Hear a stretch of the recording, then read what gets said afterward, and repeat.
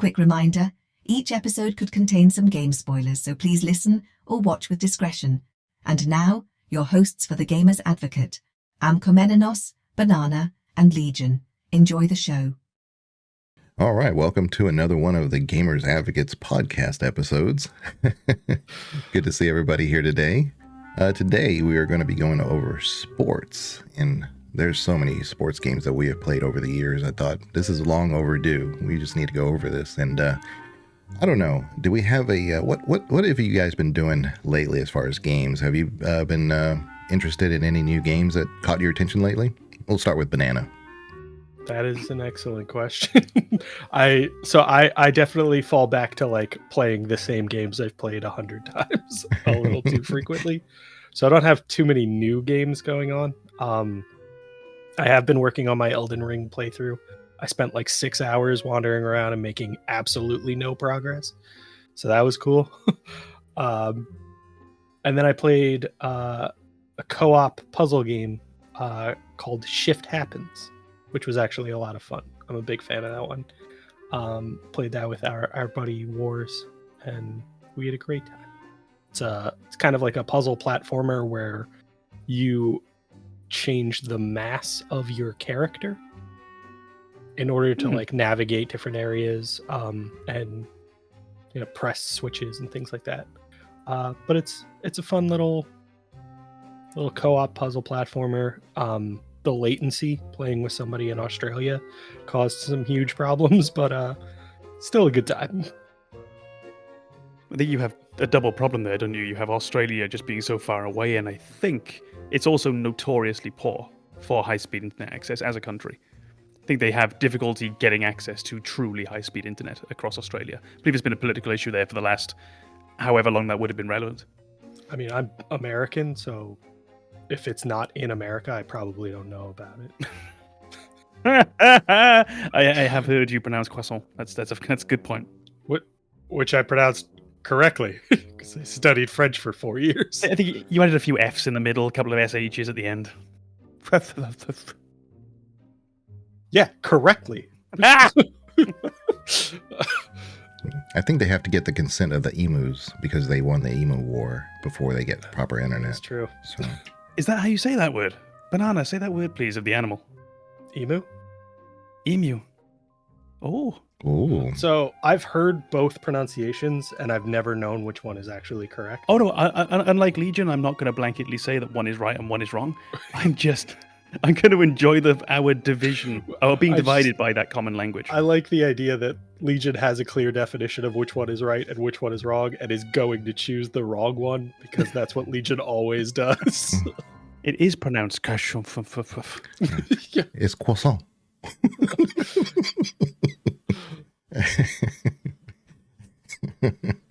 Your voice has to just kind of fade away towards the end of the word, so nobody knows how it actually ends. Yeah. When you're writing it down, the wistfulness is silent. Yeah. And believe it or not, I'm in Texas. I'm like a sixth generation Texan. It's very prominent if you hang around me long enough. But believe it or not. But believe it or not, believe it. But believe it or not, my only nephews and nieces until about 5 years ago are all French, 100% French. They only knew French. They didn't know any English. So they're learning English now.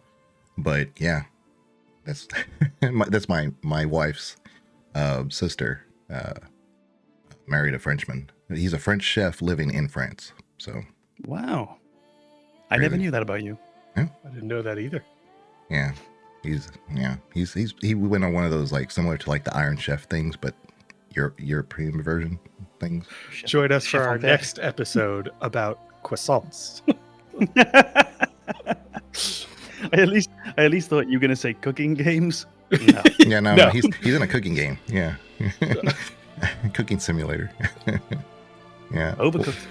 What about you, Com? Any games you've been getting into lately? I have actually gamed a little in the past few weeks. So I've been knee deep in work at the moment. So I've only had a little time in the evenings for gaming. I've always wanted a game now that's just going to be fun. So I've exclusively multiplayer gamed with friends, the key to making it fun. And we've been playing two games I haven't really played before. One I've never played, which is Dead by Daylight. And that's been a lot of fun. Saw that Oh, you little minx. because I creepily sit at my computer for like 12 hours a day. And the second was Phasmophobia, which I have played a little before, but this was the first time really playing with a group as opposed to just playing with one person and having it as a background for conversation. They are both better than they should be. They're janky. I get the sense they're quite badly made.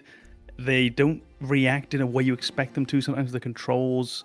It really reminds me of that sort of gothic era of gaming, that Eurojank tradition, where it's better than it is. It's better than the sum of its parts. So that's been my gameplay for me. And I've also, and this is a real pleasure, with a friend, I have seen every minute of their ongoing journey through the Final Fantasy VII compilation. They have already played Final Fantasy VII, the original. Already, I mean, with me, it was their first time playing it. They are now most of the way through Crisis Core, the remake. And the next game on the list is the Final Fantasy VII remake. We're not going to do Dirge of Cerberus and the side games. We're just doing that sort of main line. Oh, and they've seen the Advent Children movie as well. So I'm accompanying them through. We're doing it in the right through order. that. Yeah. The extended version. Oh, So we've done Final Fantasy VII, Advent Children, Crisis Core, and next up is Remake and Rebirth. And it's very, very satisfying. It's a bit like when you show your friend, your favorite TV show, and you spend all the time watching their reaction on the couch. Did they laugh? They better have laughed. It's yeah. it's that feeling at all times, and I'm having the best It's a time. very long way of testing this friendship. That's funny because when you put it in that perspective, that's kind of how I saw streaming. When I first saw it, I was like, this is just like me hanging out with friends or buddies playing a game. I'm not involved. I can talk to them and stuff, but I'm not involved. But yet, that's not what streaming is. When you get into like chat and stuff, chat's going to tell you how to play. And that's, it's fine. Some You can tell people me, I could definitely care will. less. It's not going to change. I am so immovable when it comes to that stuff. I don't care. You can tell me all day what to do. I'm not going to do it. Or I may do it just because that's what I was going to do anyway. Saying that, I think we as a group have generally been pretty lucky with that. I think pretty much everyone who I know of who comes into my Twitch streams and your Twitch streams, I like them all. And they're not pushy. They might offer suggestions if you ask, or if you don't, but I don't ever get the feeling that it's just do this. I think we've been very lucky with that. I have a tag that says backseating encouraged. Try it. Okay. Yeah, feel free to backseat, and I I'll feel love free that to you have ignore the it. tag that says backseating encouraged right after you told us that you will just dismiss anybody's backseating. It is both encouraged and ignored in Legion's channel. Basically, I encourage chat. Just chat. Yeah, I don't care what you say. Yeah. But there's some people that Say whatever you want. I won't read it, but you're encouraged to chat. Can you imagine somebody's like, I don't want to chat unless I can backseat. Those people exist. Yeah. Mm-hmm. I have definitely. had a few very occasional instances of people joining into my stream and trying to backseat the game I was playing, and then they didn't stick around for very long because apparently I don't take backseating particularly well. That reminded me of one which was utterly bizarre. And if you are watching, you're a weirdo. Complete weirdo. We were playing Final Fantasy VII, the original, on stream. And at one point, you're in the Undercity of Junon, and you have the CPR minigame. If you don't play Final Fantasy, this is going to sound very odd. You've got the CPR minigame followed by the Dolphin minigame. So I'd just gotten through those bits, just made my way to the upper city, and I was preparing for the parade minigame. At which moment, someone came into the chat and just, in all caps, just wrote, "Tell me how to do the Priscilla game." Okay. And I mentioned, it's actually pretty straightforward. You just do this, and I tried to remember. And then they said, "No, tell me now." And that's the extent of our conversation. The weirdest backseating. You backseat me while I'm not streaming. But I like to imagine that they thought like I was the master of this mini game. I must have nailed it. Well, I mean, to be fair, that mini game is stupid. Yeah, it is. It's not a game. you don't get any insight into the mechanics of how it works. So you literally just press square and then wait until the bar is almost completely full and then press square again and repeat that process until Priscilla gets up. That's not even a game. It's just I a don't know, waste of time. I think I nailed it. Yeah. I clearly did, because this guy came in, he wanted my advice, my tips. Watch me speedrun CPR real quick.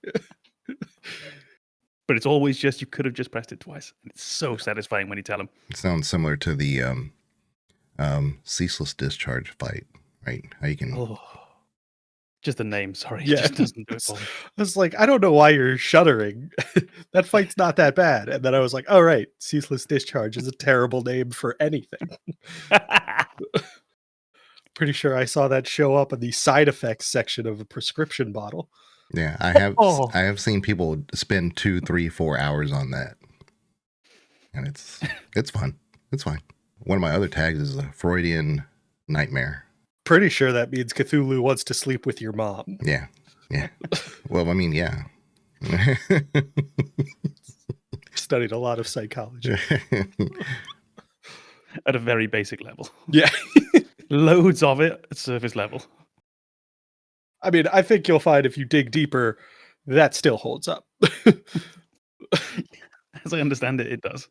Cthulhu has no interest in you anyway, so whatever. Just your mom. No, just your mom. Okay. Yeah. So naturally, I'm always going to be involved in some kind of like polarizing games, right? I just, it's what I do. But I've been playing a lot of Black Myth Wukong. Love it. It's I don't do reviews. I'm not a review channel. I will never do a review. But it is definitely a great game. There's very few things about it that I just do not like. And there's a ton of stuff that I keep finding that I like. I'm like, wow, this was done a certain way and I wasn't expecting that, but it actually made the game better. And I discovered things that the game wasn't trying to like push down on me. But when I find them, I'm like, wow, I didn't know this was in the game. The other game I've been playing is Star Wars Outlaws. I got a fairly cheap copy. And I would not say that game is fully optimized. I would not say to anybody, oh, you got to go get this game. But it is a fun game. And it's really polarizing because there's so many people, especially critical channels, ones that do reviews, have said, oh, this is the worst game of 2024. And then literally give it a 5 out of 10. That's mid. That's not, 7 is not mid, like you would think. 7 is above average. So 5 out of 10 is literally mid. And if you're saying that 5 out of 10 is your worst game of the year, you need to play more game. Because I can give you 3 games right now that are less than a 5, in my opinion. That's that sensationalism and superlative bullshit that exclusively happens on the internet, where people are like, let's review the worst game of 2024 so that people come to watch this content. Well, let's not say it's exclusively to the internet, although I do largely agree with the idea, especially that it's really exacerbated that, essentially like click culture. Yeah. I think you generally have to consider that when it comes to reviewing in particular, the bias generally for reviewers isn't towards any game or any studio or anything like that. The bias of a reviewer generally is towards laziness and sensationalism or clickbait. That's it. Yeah. And 5 is not a very sexy number to put down. You want to get some clicks, you need a 2, you need a 1, you need a 9 or a 10. Right. Yeah, I would say the bias of a reviewer is money. That's all it comes down to. You can't be a reviewer nowadays in a review or a review channel and everybody's giving it a 3 or a 4 and you're saying, I think it's an 8. You can't do that. But that's only because we have to look at just the extra detail then of what about staff reviewers, for example, for newspapers who are probably a salaried employees, so they're not going to be linked to that in any way. What's their bias going to be? That's the problem. IGN's notorious for doing bad reviews, but they used to be pretty good I site. don't respect IGN reviews at all anymore. I've got no knowledge of it. I generally will avoid reviews of games. Will rely upon a word of mouth mostly from people that I know, people I trust. That's how I find most games I like. Yeah, I would strongly recommend that to anybody. And think for yourself. Think for yourself. If you see gameplay and you like it and You can ask honest questions like, how you liking the game so far, things like that. If you ask me when I'm playing a game, I'll tell you things I like about it. I'll break it down. I'll show it to you on stream, anything, But with that particular game, I don't think it's 100% optimized, but I do think it's a really good game. There's a lot of things early on that make it very difficult, and I've read a lot of stuff from the game director that was a mistake. They were not intending it for it to be that bad. So the next hotfix is supposed to address that, but I think they're addressing the bigger picture because it is involving a lot of mechanics that down the road incorporate those issues that are making the stuff hard at the beginning. So if they fix that, it's also going to affect stuff makes things too easy down the road, you see.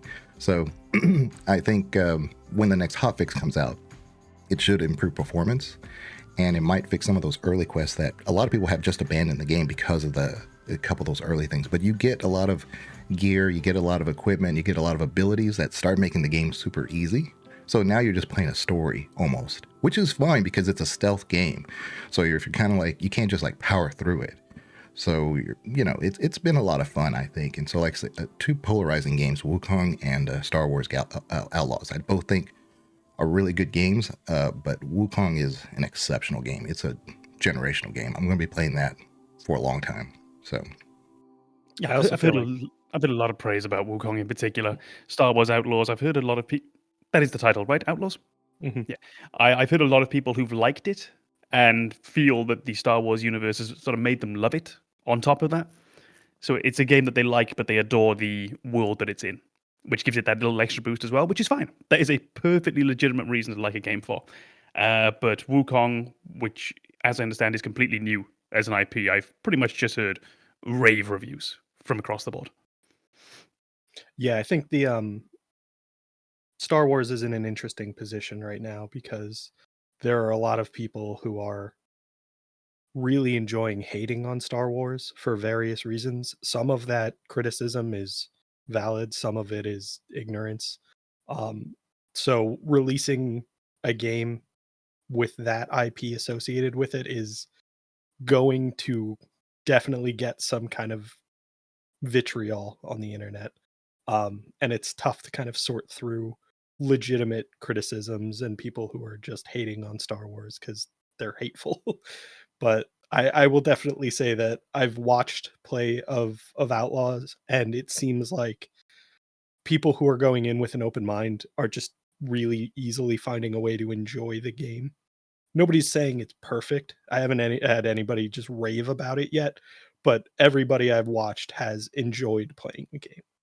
Yeah, out of the box, I can't give it a review. Right.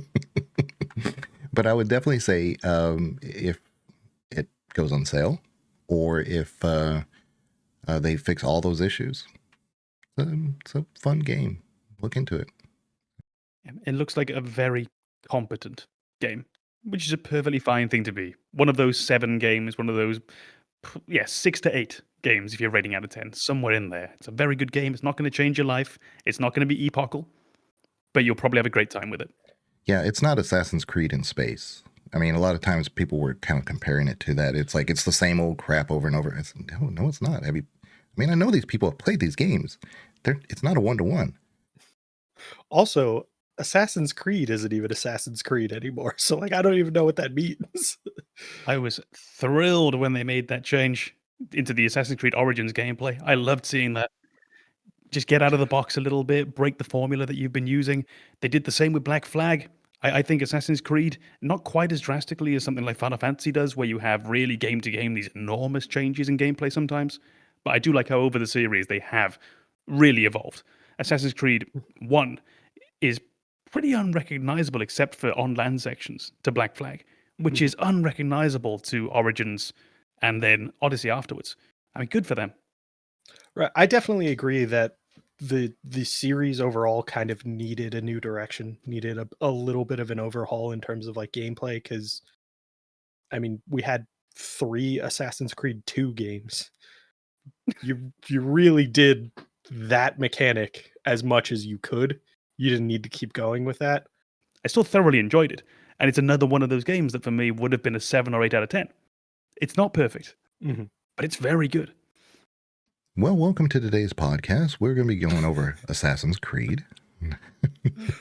I was just thinking, Assassin's Creed doing the same shit over and over. Well, speaking of doing the same stuff over and over, let's talk sports games. Assassination is my favorite sport. So. Yeah. But yeah, we'll go ahead and go into the sports stuff. Now, Com has a ton of experience doing simulator games, especially, more retro and probably some of the more recent ones too. I'm kind of all over the place with that. I mean, I thoroughly loved my Atari Tecmo Bowls and things like that. I mean, I played the hell out of those games. But Banana, I mean, you're the only one I don't know, a lot about as far as your sports gaming history. What can you tell me a little bit more about what you have done? So I've played sports games my entire life. I've always kind of shied away from like the competitive player versus player sports games. I never really appreciated like Madden or FIFA games that pit you head to head with another player, just because PvP games are not really my thing. Also, I think when I first got into FIFA, it was non-functional. So like players just didn't behave like people in the game, and then the game became very difficult because I was expecting, the field full of soccer players to play like soccer players, and they're playing like toddlers. Like I have 22 people chasing a ball. I'm sure the AI in FIFA has dramatically improved from that initial kind of first impression I was given, but from what I could see online, it hasn't been perfected. I've seen a lot of crazy stuff going on in FIFA games. But I have played those PvP ones on occasion, but I always I liked the more kind of like guide your team through a season kind of games, things that you could do in like 2K Sports, either the career mode or like the manager mode, where you either play as each player stepping up to bat or the general team on defense. Or you could choose a specific athlete and follow their career. So if you wanted to choose to be a pitcher, you could build your pitches, practice and hone your stats so that your fastball is 103 miles an hour. That was a really kind of satisfying grind for me. It was just entering into the sport as, a AAA athlete or whatever it is, and then rising through the ranks, earning your first start, and then just hurling 103 mile an hour fastball at somebody's head as your first pitch, just to really set the tone. But I've always liked, so I've played sports my entire life, so I've always liked sports in general, and then sports in video games just seemed like a natural interest. But I do avoid PvP sports games. They're not for me. So are we kind of like the odd crew where we played both video games and were good in school and played sports? Well, I wasn't good at sports. Oh. Just played sports. I got you. Mm-hmm. Yeah. So that's very cute. Yeah, so I remember playing on the Coleco, a handheld football game. I mean, I'm not young, y'all, so, but it was funny because there was like 5 little dots on the screen, and it was only for 10 yards at a time. So if you had your quarterback and you had to tell the game if you wanted to pass or run, so the next play, it would automatically set up that option. The quarterback would hold it, and then it was this little dot that looked like just like a football player. Like it would be the football if you threw it, and you had to like put your wide receiver out. And you would think it would just be within that 10 yards, but it could actually, if you held onto that ball long enough, you could get him to run 10, 15, 20, 40 yards down the field. And right, exactly. And then you had to like visualize in your mind, where is this guy?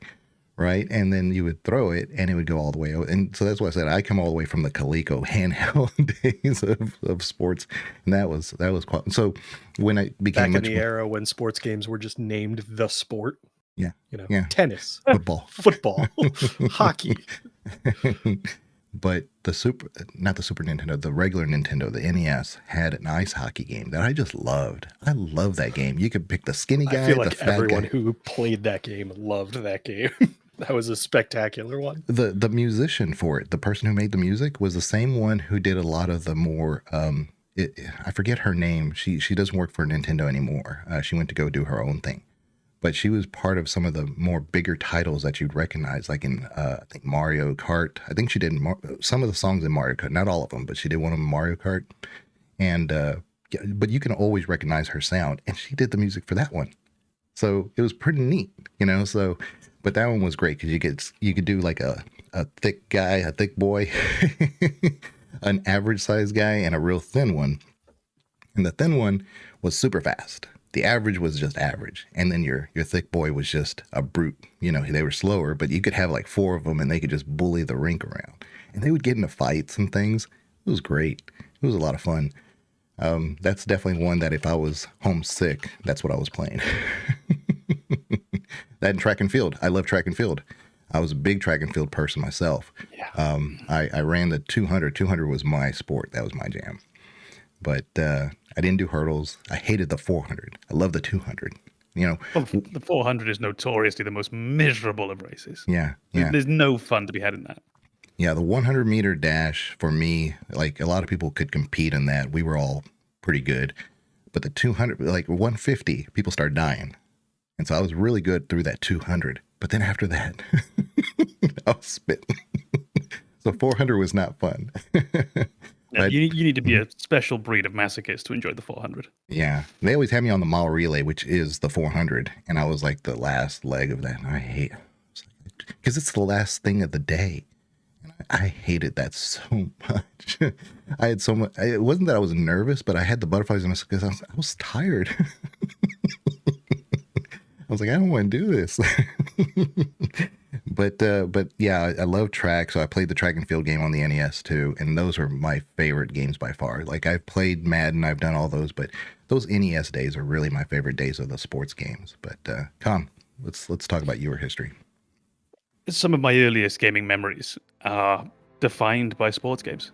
The very first game that I can distinctly remember playing, or probably more watching my brother play, was on the ZX Spectrum, and it was the Sport of Kings, which was a horse racing game. And I don't think you actually controlled anything. I think it was just sort of apply bets before the races, and that was all. But that's one of my very first. Yeah, what a game. Yeah. Your favorite sports game is gambling. This explains so much. I thought you were going to say water polo. Sport Kings. No. Sport of Kings, exploitation. From then on, I think what I really love about sports games is, for me, they became almost the definition of couch gaming. And I think they're one of the few genres where that still often holds up, is most sports games will offer you that possibility to play versus a friend. Just there, same room, on the couch. Whereas we know most games now will lean more towards offering an online multiplayer component, if any at all. So, for me, there was just a string of games where it was all about playing with friends. I wouldn't play many of these on my own. So, my earliest days, this would have been the NHL 1994 game, which would have been on the Sega Genesis or Sega Mega Drive. The early iterations of FIFA and Pro Evolution Soccer, which was sort of a big rivalry in soccer video gaming. You have the rugby Jonah Lomu game as well. And these are my very, very fond memories of specific sporting video games, and also international track and field. And I can still remember the thumbs doing X and circles, sprinting on the PlayStation for the 100 meters, and just desperately trying to break that 10-second barrier. I can still remember just the pain in the thumbs, and everyone had their own way. Some people it was the 2-thumb approach, some people it was the 2 fingers. I knew a friend who used to put his thumb in his shirt and then run that back and forth over the X and circle together.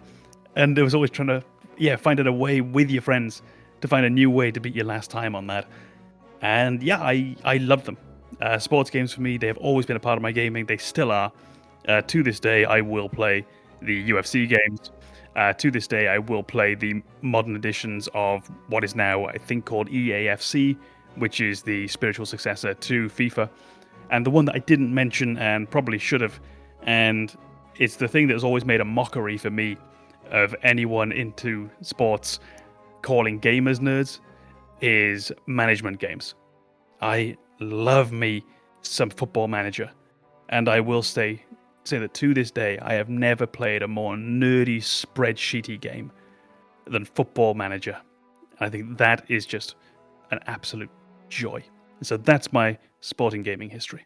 Yeah, as a testament to how well those games are designed, is that they still exist. They still put out new versions of those games to this day. But I think we talked about earlier that they're adding certain elements that we don't like in those games, like some of those 3D stuff that were kind of, you can see what your player or help your player along with your assistance versus actually just trying to manage them and letting some randomness take over. That's where I would lean into. So in football gaming or soccer gaming, there's really two big traditions. There's the Championship Manager, Football Manager tradition, which is the spreadsheet game. And then there's the FIFA and Pro Evolution Soccer tradition, where you pick up the controller and you play as the 11 players or as your one player, whatever the case may be. A little shout out, by the way, to a game that I don't think gets the props it deserves for being surprisingly historical. There was a game on the PlayStation 1 which had you playing as one player on your football team. One, which FIFA eventually did in around 2009, 2010. But this one game back on the PS1 called Libero Grande, you played as one player on the team, and it was crap.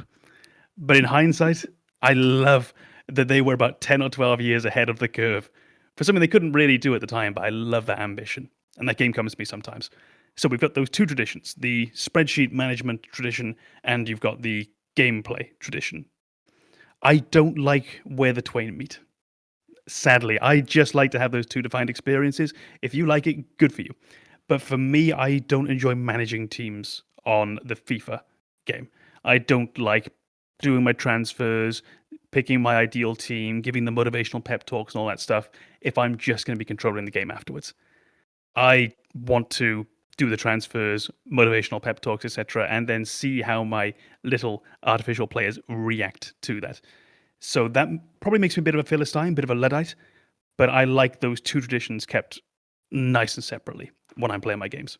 Although I do like both of them. Yeah, they work well the way they are, so no need to really make it more complicated than it needs to be. Simultaneously, people love them. Yeah, so maybe we're wrong. We're wrong.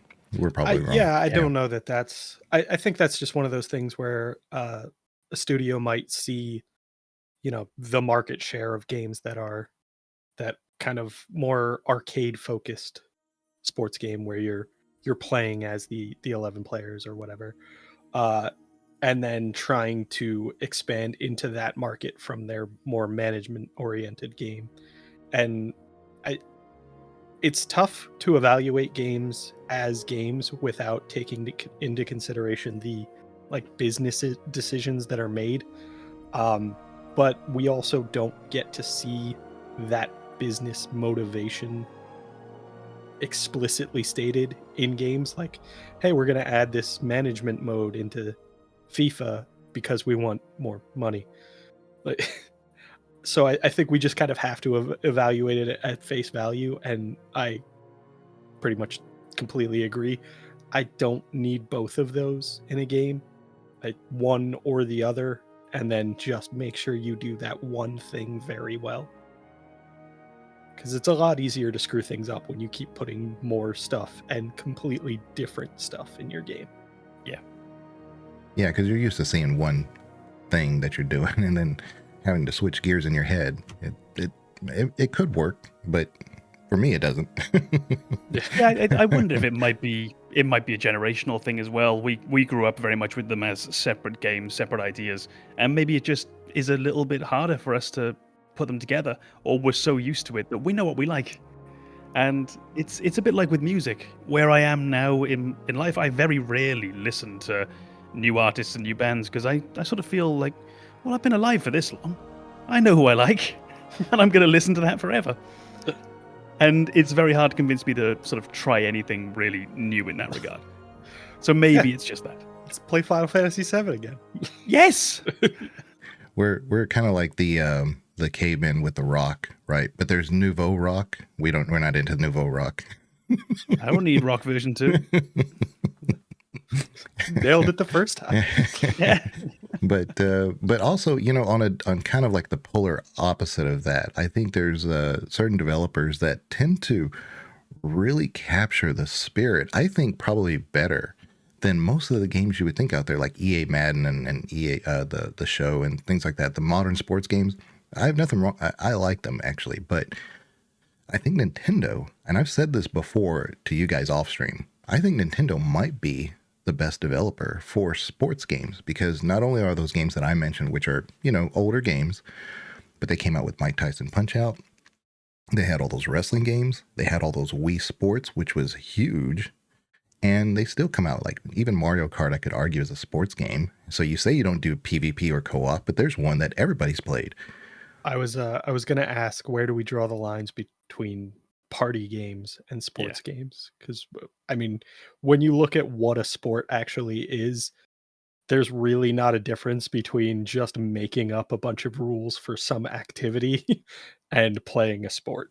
Sure, but I mean, there's a certain concept there, especially like with the Wii Sports, what they did with the backyard stuff and this and that. So a lot of them, they didn't have to be co-op. Like you can play against the computer and whatnot, but you're playing tennis, you're playing baseball, whatever. And but like I said, I think Nintendo might have captured the spirit of sports better than any other developer, at least my opinion. But I think I wouldn't agree completely, but I think there are exceptions to that. And the one I can think of is the world, and I implore developers, and there's one in development right now which I've got cautious optimism for. We are deprived of a good rugby game. We're absolutely deprived. There isn't one. I know you've been trying, but it's been bad. Fix it. The best rugby game is Mario and Sonic Rugby Sevens. It is an incredible rugby game. And that blew me away. And I still think that Mario Tennis is a fine tennis game. Yes, we lack certain simulation aspects, but it just brings the fun of that sport and makes it so damn accessible. I don't think... Go on. I was just going to say, I think Nintendo captures the fun aspect of every sport and makes that its priority, whereas other games, like you'll see with, you know, EA's involvement in football and American football, it's they're focusing on the realism, and they're doing, you know, a decent job, but Nintendo abandons that realism to prioritize fun, and that's what makes all of their games kind of stand out for me. So, you know, when I played Mario and Sonic, the Olympic game, God, do I not care if that's realistic. I'm playing as Vex the Crocodile. Like, I don't need it to be realistic. I just need it to be fun. And there's not even a ton of like tremendous fine skill in that game, which you'll need in, say, Madden or FIFA. It's mostly just button mashing as fast as you can, or occasionally like precision controls. But it's so much fun. And Nintendo really stands out for me as a developer that prioritizes making their games fun when they approach sports games, and they are willing to sacrifice the things that I'm not super concerned about in sports games. I think this is where, for me, I would have my only... It's not a critique of them, but it's their time and a place. If I want to sit down and play one game for half an hour, 45 minutes, 1 hour, I think it's the perfect sports game for that. In that case, give me Mario and Sonic Rugby Sevens. Give me the track and field Nintendo version, the Olympics game. Give me that. Give me Wii Sports. Perfect. But I wouldn't want to spend a whole day doing it in the way that I have done with Football Manager, in the way that I have done with Classic FIFA.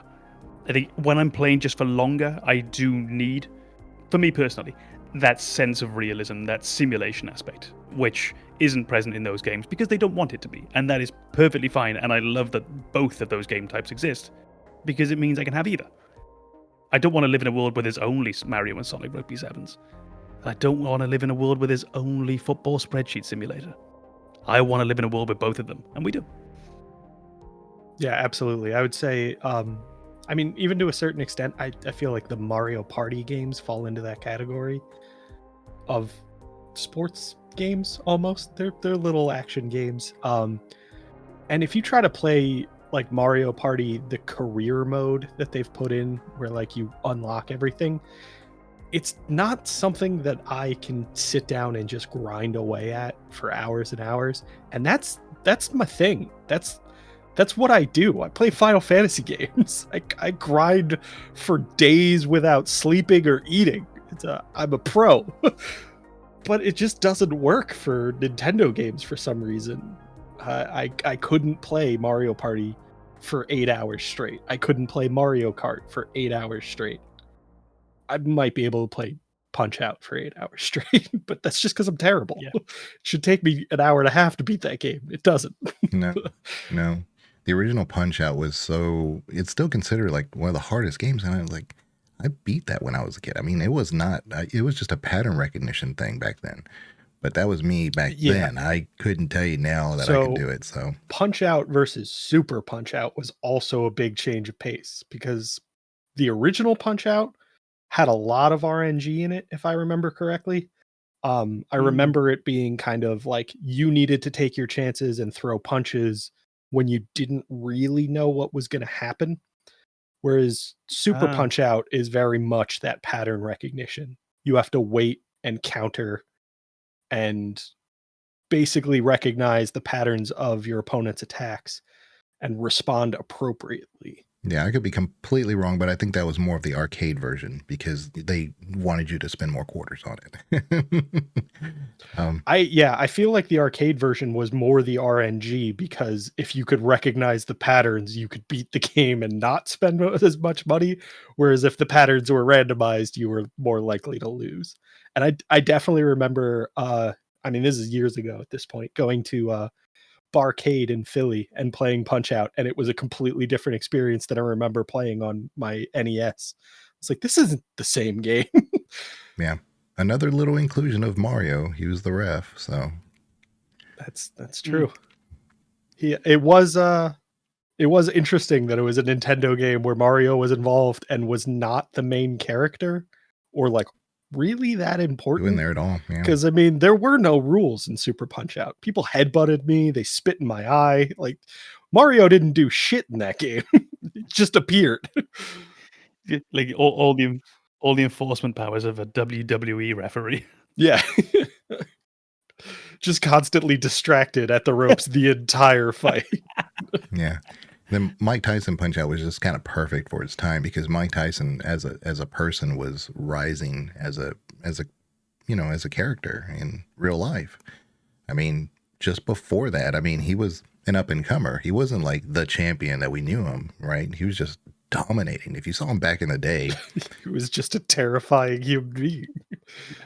And so when Nintendo approached him for that, which you don't see like Tony Hawk, the skateboarding back then, it didn't happen back then. That was the only title I knew of that included a popular sports figure or any figure. I think one of the first games where it was no longer just tennis. It was, Mike Tyson's Punch Out as opposed to Punch Out. I agree. That was one of the first times I remember seeing that, where it's like, let's associate this with a celebrity in this sport. And then that kind of became the norm afterwards. You know, Tiger Woods PGA Tour for a long time, and then he did some stuff. But yeah, and the characters were fun in that game, but notoriously racist now. Like you wouldn't be able to make that game again.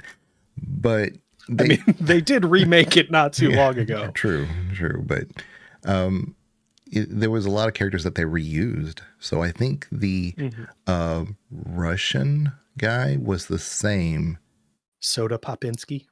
He was. Okay. But he was also, I think they used him twice. I didn't just make that up. That's his name. Right. But they used him as a different nationality. That's what I was saying. It was like it was the same moveset, not the same moveset necessarily, but it was the same character build and stuff he did. They just said a different thing at the beginning.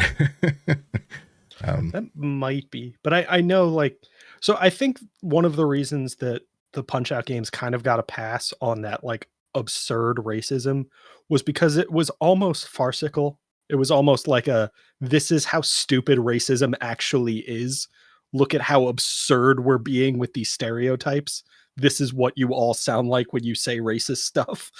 And like, I completely agree with that. Like there's no logic to racism. So if you want to point out how stupid it is by just taking it to its logical extreme, I'm on board. So another bold stance for the podcast. We are against racism. Yeah. This is going to be that one time where our standard advice of if you do it well doesn't apply. I think the Spanish fighter had a rose in his mouth. Don Flamenco. Yeah, Don Flamenco. Yeah, he was dancing the flamenco, and he had a toupee. Yeah, it was just over wonderful. the top. Yeah, I love those games. That was one of the first games I streamed. Super Punch-Out. Mm-hmm. There was not a category for it on Twitch, so I think I put it as boxing, which was wrong. I should have put it as retro, but like I think I got a lot of confused people because I didn't know Twitch very well at the time either. But a lot of people were like, "This is not what I thought I was going to be watching." Yeah, but you're here now, buddy. Yeah. There's been a lot of wrestling games too. I don't know if, again, we're not going into what is it a sport or not, but I think we could classify that as far as a sports game, for a video game. Those are real popular, but they seem to have a specific group that goes into that. Like they don't really make a game kind of like the Nintendo one where it's like really over the top, but it's kind of crazy because you would think wrestling would be the one sport. You have these over the top characters that you just integrate into that video game and just go wild with the information, with the creativity. Well, this is where wrestling video games are in a strange position. To sort of open disclosure, I adore pro wrestling. I think it's a wonderful, wonderful thing. The way that I would normally describe pro wrestling is it's just better than anything you like. It's just better. It's just really good, and you should like it. And it has one very strange First idea. Real bold stance. If you don't like wrestling, you're wrong. We're not talking about the mud wrestling that you were talking about earlier, right? They have mud wrestling. Okay. Yeah. We're all on the same page. If you don't like that, you're wrong. That's not every match is mud wrestling, but that is a stipulation. It's a game because when you make it into a video game, you almost take away its one defining characteristic. Wrestling, by its very nature, is a cooperative venture. You don't go out there to hurt each other. Almost the biggest praise that you could offer to a pro wrestler is X wrestler has never injured someone. If you do that, you're almost the model pro wrestler. You're that safe pair of hands that everyone wants to work with. Mm-hmm. And when we turn it into a video game, of course, I don't know how you would go about making a wrestling game which reflected professional wrestling as it is in our world. You have to make it competitive. So is professional wrestling a sport? No. It's entertainment. It's sports entertainment. Is a wrestling video game a sports video game? Yes. Because it has to be, by its very nature, competitive. Yeah. I think that's the perfect kind of assessment of why wrestling games feel a little off. It's because wrestling is not a competition. Wrestling is a performance. Wrestling is live theater. You don't have live theater video games. That's not a thing. So when you make a wrestling game, you turn it into a sport when it's not really a sport. And that's why they always feel a little off. That being said, they're wonderful. God, do I love the character creation in some of those. Yes. The absolutely absurd proportions you can make a human being in that game, to the point where like they are just 900 pounds suspended on tiny little toothpicks. It's absolutely hysterical. It is probably not what the developers intended for like my enjoyment of their game, but I don't care. It's hilarious and I love it. But they let you have that. They know that someone out there is going to do it, so they let you have it. And you can tell by the way that, especially in the older games, the textures map really weirdly on them. If you do that, okay, this clearly wasn't intended, but they still let me. Yep. And there's the other thing as well, which to me is just the one thing which is a shame, because the best part about wrestling, when you're actually really watching it, there's 3 bits. The wrestling is the worst part of pro wrestling. The best part is the introductions. So people coming down the ramp with their music. To this day, Triple H's music is my gym music. Every day. And if I'm in the shower, you bet I'm spraying the water like Triple H. No question. No question. Which, bearing in mind I use a communal shower in the gym, is a bit weird for the other guys, but deal with it. The next As long best as part, they can hear the song, I'm sure they'll understand. I thought you just used the sink and just bathe right there. So the second best part is the finishing moves. And the third best part is the microphone performances, all the promos and the drama that exists outside of the matches themselves. I was gonna say that's the wrestling game we need. Shit talk simulator. Yeah, I'm in. I just don't know how you do the best parts of wrestling in a video game because the best parts aren't the wrestling. But as Banana said, wrestling games are still wonderful. You can have just the best time with them.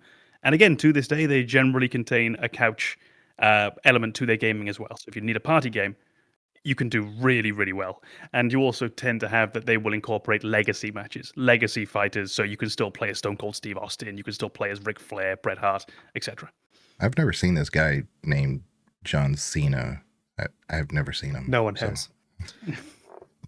I think the personalities are so big in wrestling, though. That's what kind of also makes it hard for those video games because you want to make your own character. And yeah, I mean, you can, but really you're so tied to the characters that people know now that I think it handicaps those developers to a point. But it also helps them because, you know, it's a so-and-so's likeness is on our game. So, Yeah, I completely agree. I feel like I was watching somebody play through.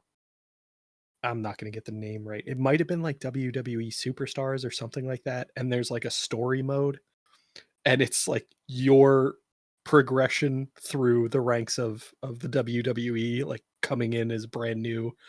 And it feels weird because wrestling is so over the top to put like a story element into a game like that, where it's just like nobody is behaving like a human being anymore. Nobody's being even the slightest bit rational. And we're going to tell a story around that. It feels really weird. And it's because wrestling is naturally so over the top. Like, how do you do that in a video game and make it feel normal? Because there's nothing normal about the way people interact in wrestling. That's always the great thing against it, isn't it? If this thankfully happens very rarely, but once in a blue moon, you will get someone asking you, do you know it's fake? Yeah, figured this out about 75 years ago, and I'm not 75 years old. If I wanted that to be real, I've got a major problem. Do I want to live in a world where they've had a disagreement, so now someone's hitting someone in the face with a chair? Do I want to live in a world where we resolve our problems with a casket match? What does that even mean? Yeah. But it's better to let the people believe that you believe that it's real. Like, it's much more fun. Yeah.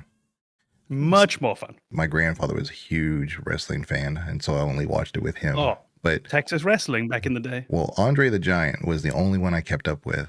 And when he passed away, because he was that epitome of the extremeness of the sport. Like nobody could beat Andre the Giant, in my opinion. Nobody could. And yet they could. So it kind of brought in this like a duality of thought, like how ridiculous the sport really can be. And so when he died, I just didn't really keep up with it at all. Yeah. But, you know. Yeah, I love that idea of the larger than life. No one personified it better than he did. Are we now an Andre the Giant memorial stream? Because we're late to the party, but I'm very much on board. Mm-hmm. And I want this to be what we're doing. Yeah, no, I'm okay with this. Everyone say your favorite memory of Andre the Giant. Princess Bride. Yeah, I was going to say it's... Oh, come on, Princess Bride. In the ring. Yeah. Oh, okay. But probably the Hulk Hogan match. You know, because that was supposed to be the end-all, be-all. You know, the Body Slam. WrestleMania 3, I think. But I feel like Andre the Giant is like that perfect representation of how this is like the real life equivalent of comic books almost, Yeah. where like you have these almost superhuman figures, and when you think about it, there's really no way that anybody should compete with them. Anybody who's just, your average guy, and then they write plot armor in, and it makes it somehow more entertaining, despite the fact that if you thought about it for 3 seconds, you'd be like, Andre wins. The end. But it's still very fun to just sit there and like listen to this absolutely preposterous story play out. And I think that element of it doesn't get captured in video games as much. Well, video games are defined by larger than life characters. There's nothing unique about your wrestlers being larger than life. Mm-hmm. In real life, when you watch sports, and this is the problem that something like the UFC would have. The UFC, for example, right now, one of the champions is a man called Bilal Muhammad, and he is an incredibly capable fighter, but he generally is perceived as being boring in the cage. So it's a lot of grappling as opposed to striking. I actually very much like him, but that's what we say. We do tend to like strikers more. It's more exciting, the idea that someone could get suddenly knocked out. It's why we love Alex Pereira, we love Max Holloway, we love Justin Gaethje. Bilal Muhammad, seen as more conservative. And also, outside the ring, he's not that vocal. He's not that trash talky. He's a bit now since he became champion. But for years, people have thought he deserves a title shot if this is on merit. He clearly deserves one. And you were seeing fighters ahead of him in the ranks getting title shots who just were more interesting. They were clearly worse fighters, but they were just more interesting. They had a bigger personality. They were willing to trash talk. They were willing to do all of that. And that's almost the foundation of being a professional wrestler, is it doesn't matter how good you are. That is pure. How can you sell yourself? How can you make yourself sound? How interesting can you be? And it's what makes it, for me, despite I love the UFC, I love mixed martial arts. That's what always keeps the love in my heart for pro wrestling is that performative aspect. Well, I'm glad you went that direction because I was just about to bring up that type of sport. So I clearly believe that is a sport. There's no question about it. But I don't really think the integration of that in video games really works well because it's unless you have just like a mindset. Because really the closest a tie that makes it fun would be like the Street Fighter and Mortal Kombat games. And I wouldn't call those sport games, probably just action fighting games, right? But I mean, I guess we could loosely tie them. But that's why I wanted to ask you guys if you kind of considered those sports games, because that's really essentially a UFC fight out in the open. Well, so I'm glad we got into this topic because I was going to bring that up as well. Like, I feel like those combat sports, things like wrestling and the UFC and all of the sports in that kind of category don't translate well to video games when you include that realism. When you take that realism out, they become a lot more fun. And I think that's almost the difference between UFC and wrestling for me, is trash talk in UFC is infuriating to me. Just shut up. You're fighters. You're earning a paycheck. I don't care about your personal beefs with each other. Whereas in wrestling, that was so much fun because it was so over the top. It was so very clearly not real that it was just fun to engage in. But in UFC, it's like, oh, well, now I've learned that this entertainer is also an asshole. Now I want them to lose despite the fact that they are competing in something they've trained their entire lives for. It's also not the good kind of want you to lose. Yeah. It's not the I'm gonna enjoy watching the other person finally take you down. It's no, I want to see you lose. I just want to see I don't your want face somebody get to pushed. be better than you. I just want to see you unhappy. And that's really what it comes down to when you get into that like too real shit talking. But in games like, Street Fighter and Mortal Kombat, they go full over the top again, and now I'm back into it. I'm engaged again, and I know it doesn't make any sense, and I'm willing to forego the realism because it's so much more enjoyable this way.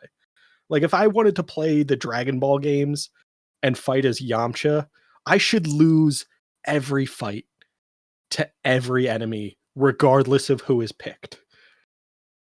But it's possible to win.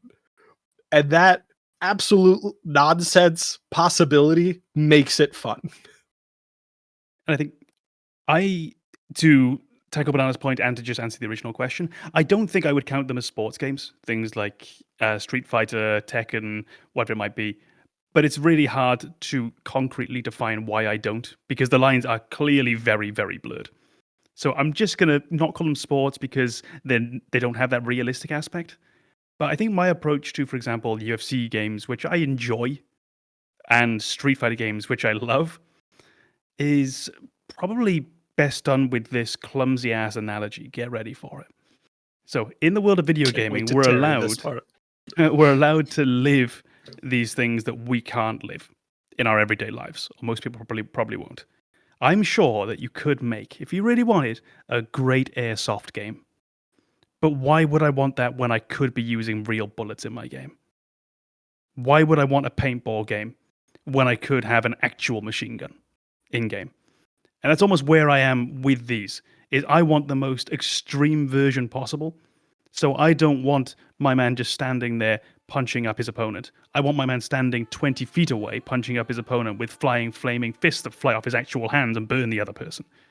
My favorite professional wrestling game was in arcades, and on the, I think, Sega Mega Drive. And it was one that was defined by this cartoonish aspect. The Undertaker's finishing move is the Tombstone Power Driver, where he holds you upside down, drops onto his knees, and spikes your head into the mat. In this video game, his move was the Tombstone, which meant that he pulled a spiritual tombstone out of his back pocket and smashed you over the head with it. That ridiculousness is more what I want in my video games. Because it's the one place we can actually do it. Yeah, I completely agree. I feel like that fantasy element is almost why we play video games. And we talked about it with simulators. Like, I don't need the perfect analogy for this experience if that experience exists in the real world. I don't need House Flipper to be back-breaking work. I need it to be fun. And that's why I play those games. And I think that the same is true for sports games. Like you were saying, I agree. I don't think Street Fighter or Mortal Kombat or Tekken, Soul Calibur, I don't think any of those count as sports games. But they're fun. And they're a fantasy version of sports games. I mean, I fairly recently got into Blood Bowl. I love that game. So good. That is not an actual sport. Right. Thank God. Well, but I love that game. Well, describe the sport because not everybody may know what you're talking about. Oh, yeah, that's a good point. So Blood Bowl is very, very similar to American football. However, you can kill people. So like you are basically encouraged to hit people always. People who don't have the ball, hit them. People who are in the stands, hit them. Just whatever is nearby, hit it as hard as you can. That is almost the entire point of Blood Bowl. But there is a ball, and you try to get it into an end zone. And that is how the score is actually calculated. And your teams are like monsters and stuff too, right? Or they can be. Oh, right? yeah. It's all very fantasy setting. So I think there's an overlap with certain IPs there. I believe it is a Warhammer Fantasy IP. Or Okay, Games I was Workshop going to say I feel like it's Warhammer, although the ones that I've played are not like my modern familiarity with Warhammer. There's no Space Marines or anything like that. But you know, the Skaven are in there. There's a lot of kind of traditional fantasy elements, elven teams, halfling teams, orcs, ogres, things like that. And they represent kind of different units on the field. So you could just go with like a whole elven team and everybody kind of looks a little similar and they have different roles. But if you go with one of the more like brutal looking races like orcs, you'll probably have one or two ogres on your team and they will stand out dramatically as just brutal, vicious units that maybe don't play as much of a finesse or, you know, scoring oriented role. But I think that fantasy element of it is what makes that really fun. Because if I saw a bunch of human beings just beating the crap out of each other, in this kind of game, I feel like it wouldn't be as fun for me. It'd be like, oh, this is just war over a football. And Got it. that's funny because that's where the crossover becomes fun, is when it's that fantastical side. Whereas what you were talking about with House Flipper, can you imagine a pop-up that said, well, you broke your wrist, and now you have to like spend 30 days not fixing things, and now you have a $5,000 retro bill. Fill out these forms and send them to OSHA. Yeah, and a $50,000 medical bill, and you have to like pay that. And now you got to do more House Flipper. It's stupid. Achievement unlocked, sciatica. I was like, uninstall. Permanent life-altering injury. I think that's where the simulation game point that we got to a while back was. There was another little nuance with it. Was the simulation game, we don't want it to really be down to the detail, especially if it's something I can achieve in everyday life. A pilot, I can't be a pilot, or I don't have the skill, it's not likely. So that I want to be nice and detailed, weirdly enough. But I probably could be a house flipper if I really wanted to. I probably, and a bit of luck, I could go and power wash, for example. I could go and wash down my kitchen. That, a bit of a softer simulation. And I think that's where that fun really lies there. A little side note, and this was from Blood Bowl. So it being a Warhammer IP, it being a Games Workshop IP, I do find it very, very interesting that that's one of the UK's great modern cultural exports, is Games Workshop, Warhammer, and Warhammer 40,000. I think that's an utterly fascinating idea that when you look across cultures in the last century especially, so you see the Great Rise of America is in its soft power form. So not the hard power, but the soft power form. So you have things like Coca-Cola, you have things like Blue Jeans, McDonald's, etc. You had the UK with music, particularly in the 60s, the 70s, and more modern. But you have the new wave of British heavy metal. You've got the Beatles, you've got the Stones, and so forth. I'm fascinated by the idea that its great modern export might be a miniatures game. It's a wonderful idea. Like a true great UK success story is the nerdiest stuff you can imagine. I love that. I wanted to, by the way. I hear Oasis came back. Yeah, they've. I haven't got tickets, but they have just announced that they're reuniting. And by the way, if anyone does want to watch the real life equivalent of a fighting game, go to one of those gigs and you've got a chance. I wanted to ask a question about sports games and whether or not and how, to what extent, they can function as gateways to real sport. So was there a game, for example, that you played as a kid that made you want to go and take part in that sport? Or maybe just made you want to watch the sport, helped you begin to understand the rules somewhat? My timeline is a bit skewed because I was already in sports pretty deep from the time I was about 7. And I got my Nintendo closer to 10, 11, something like that. So it only fully ingrained me in those sports more. So I was already playing baseball. You got to understand, in Texas, I mean, baseball and football, you grew up with a bat in your hand and a football in the other. So that's kind of what I did. But yeah, playing those games on those formats just was kind of like a nice little escape too, because rather than it, because it was always, for me, it was always fun. It was never like, I gotta be the best at this. Me and Com have talked about this before. I'm not super competitive when it comes to a team sport. I will do my part and I will give you more than 100% if possible. But at the end of the day, I can't control what the team does, But playing it on a video game was a great escape because it didn't have that pressure that maybe I would have felt otherwise. So it just helped me still love the sport without getting burned out on it. So probably it did. My little preteen mind probably was helped by that.